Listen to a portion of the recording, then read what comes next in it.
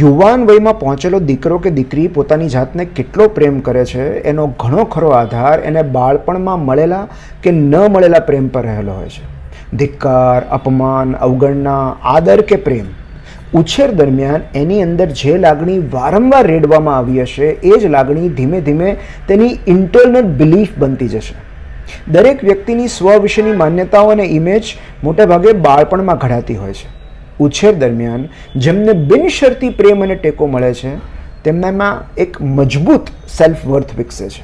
તેઓ પોતાની જાતને લાયક, સાર્થક અને મૂલ્યવાન સમજે છે અને એ સમજવા માટે તેમને અન્યના સમર્થનની જરૂર નથી પડતી.